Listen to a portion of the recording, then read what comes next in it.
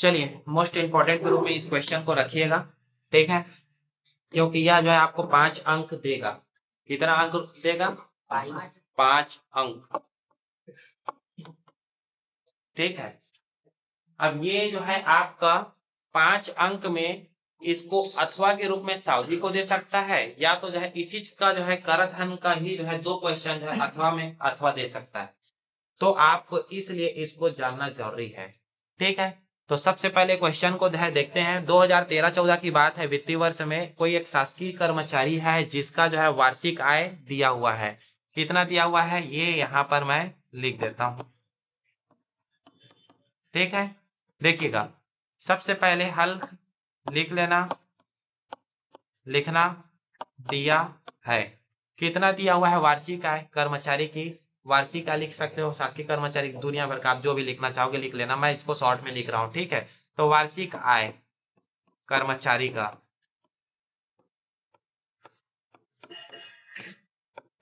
जो कि कितना दिया हुआ है? 4,10,000 रुपए, 4,10,000 रुपए के रूप में दिया हुआ है, ठीक है।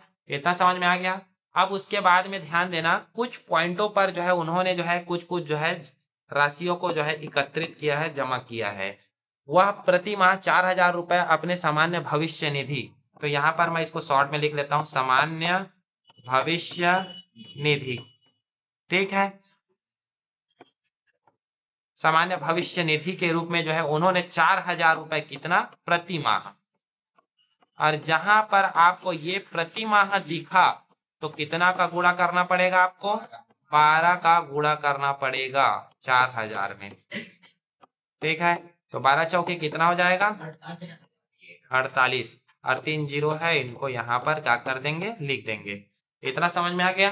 फिर उसके बाद जो है सेकेंड में क्या कह रहा है उसको भी देख लेते हैं। 4,000 किया था ना, अब उसके बाद देखो सामान्य भविष्य निधि, और 24,000 रुपए जो है वह वार्षिक जीवन बीमा प्रीमियम जमा करता है, मतलब जो है LIC करता है। LIC कितना है? 24,000 रुपए।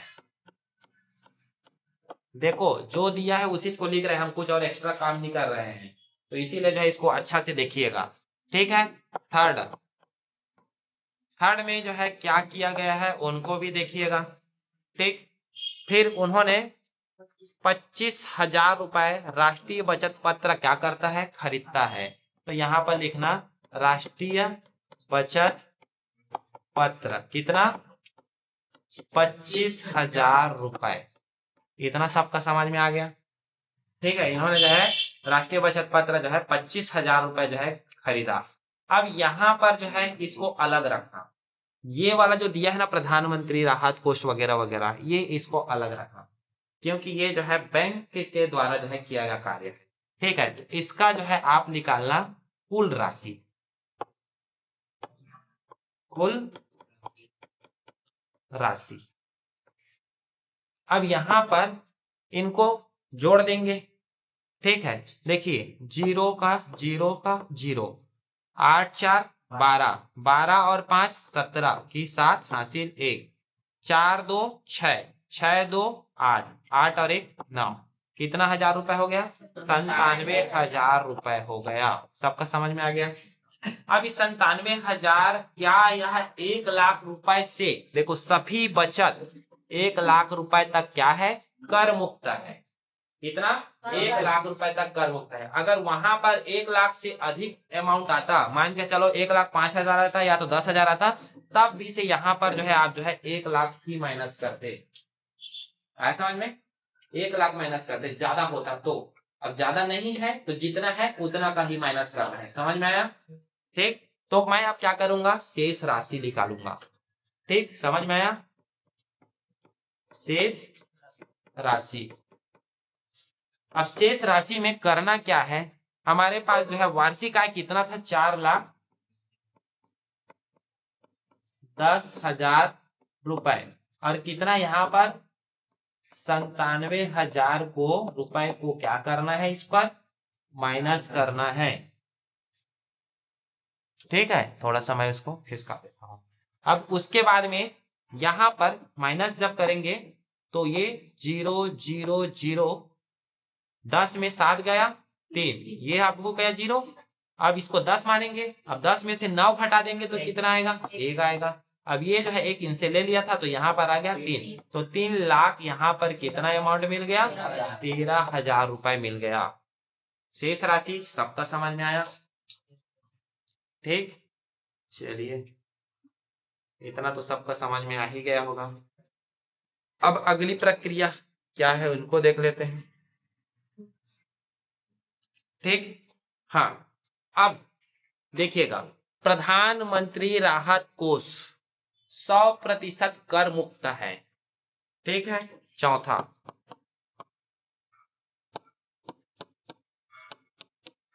प्रधान मंत्री राहत कोष, इसको शॉर्ट में भी लिख लेना, ठीक है, ज्यादा मैं लंबा लिख लिया। कितना है, 20,000 रुपए। ये प्रधानमंत्री राहत कोष कितना दिया हुआ है, 20,000। उसके साथ ही साथ में एक उन्होंने वृद्धा आश्रम में कितना 1,000 रुपए, 12,000 रुपए, ठीक है। एक वृद्धाश्रम में कितना 1,000 रुपए जमा किया, 12,000 रुपए, जिसका कितना है, 50% कर मुक्त है, ठीक है। तो 12,000 का मैं का के मतलब गुणा 50 और प्रतिशत का मतलब बटा 100, ये 0 कट गया, ठीक है। या तो 50 से कम 50, 50 दूनी 200 भी कटा सकते हो, आपकी इच्छा। ये वाला इसके साथ कट गया। अब 12 पंचे 60 और 2 0 और बचा, तो कितना 1,000 रुपए, 6,000 रुपए। अब इसका आप क्या करोगे, कुल राशि निकालोगे,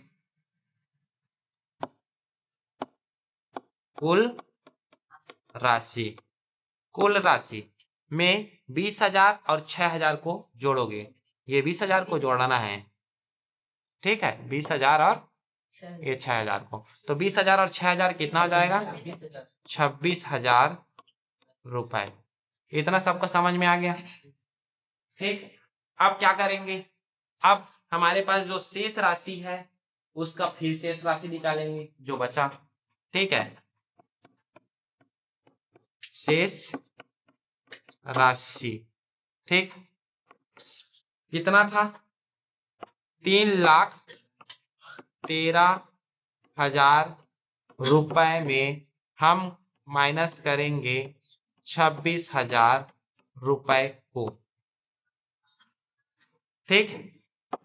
0 0 0, 13 में अगर 6 गया तो 4 और 3 7, ठीक है। अब ये 0 हो गया।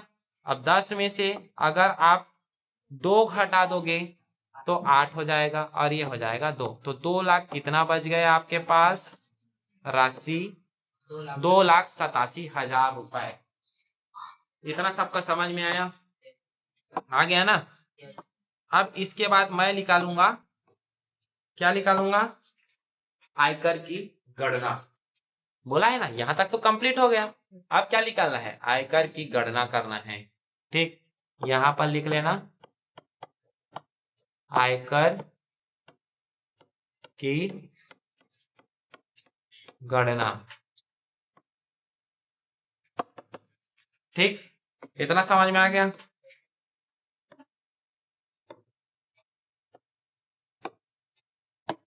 अब आयकर की गणना में फर्स्ट कंडीशन क्या करता है कि 2 लाख रुपए तक, कितना, 2 लाख रुपए तक उनको जो है शून्य राशि पड़ेगा, मतलब कोई कर देना नहीं पड़ेगा, ठीक।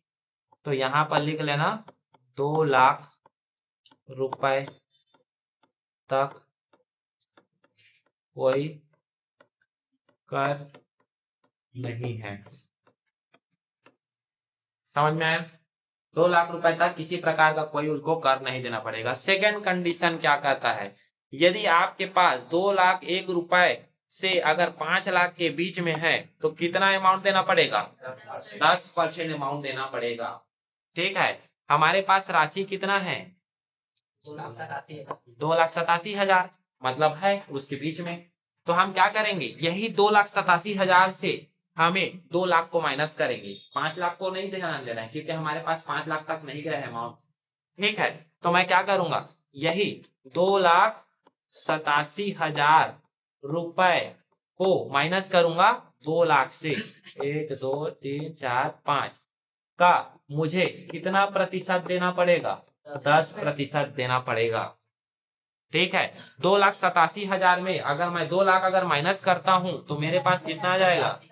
87,000 रुपए रहेगा। और का मतलब पूरा 10 और प्रतिशत का मतलब क्या होता है? बटा 100। ये जीरो इसके साथ, ये जीरो इसके साथ।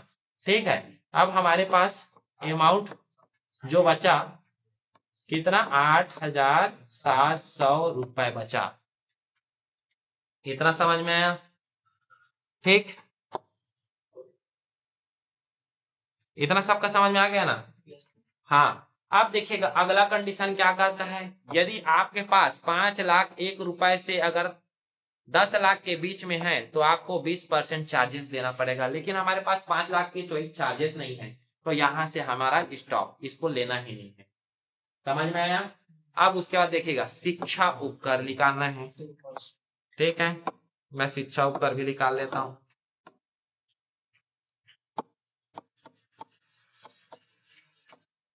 शिक्षा उपकर। ठीक, अब ये शिक्षा उपकर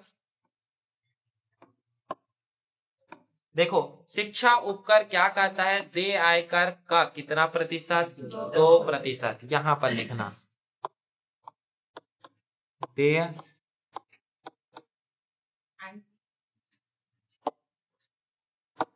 आयकर का 2%। अब देय आयकर कौन है? राशि। तो देय आयकर की राशि ये वाला है। ठीक है, देय आयकर की राशि कितना है? 8,700 रुपए। अब का मतलब गुणा 2 और प्रतिशत का मतलब बटा 100। 1 2 1 2।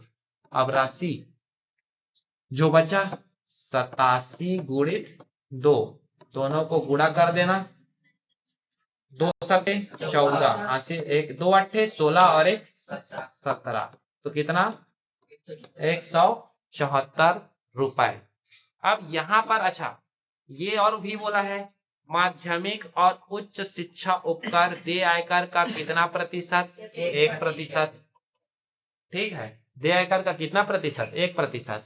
तो इसी जो यही जो राशि है उसके साथ में कर सकते हो, या इनको दोनों को एक साथ करके 3 भी कर सकते थे, जिसको एक साथ आप निकाल सकते थे। ठीक है, तो अगला पॉइंट मैं देखता हूं। ठीक है, तो क्या है? माध्यमिक और क्या है? उच्च शिक्षा, उच्च शिक्षा उपकर। ठीक है, क्या बोला गया है? देय आयकर का मतलब ये निकल गया, उन्हीं राशि से कर लेना। देय आयकर का 1%। अच्छा, देय आयकर बोला है तो इन्हीं को ले लेना।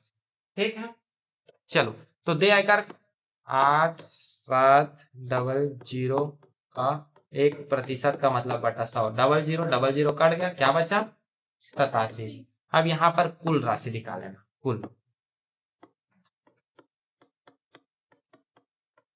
कुल राशि, तो कुल राशि में क्या रहेगा? ये और ये। ठीक है, तो ये 74 प्लस 87, दोनों को जोड़ दोगे तो कितना जाएगा? 7 4 11 हासिल 1 और 7 7 14 15 1 16 की 6 हासिल 1 216 रुपए। 261 रुपए। ठीक है, ये अमाउंट आपका जो है किसका आ गया? शिक्षा उपकर का। अब क्या करोगे? कुल देय आयकर, कुल देय आयकर। अब कुल देय आयकर में किसको किसको जोड़ना है? इस 8,700 को 8,700 और ये वाला राशि को 1698। आंसर यही है। ठीक है, इतना आ गया होगा।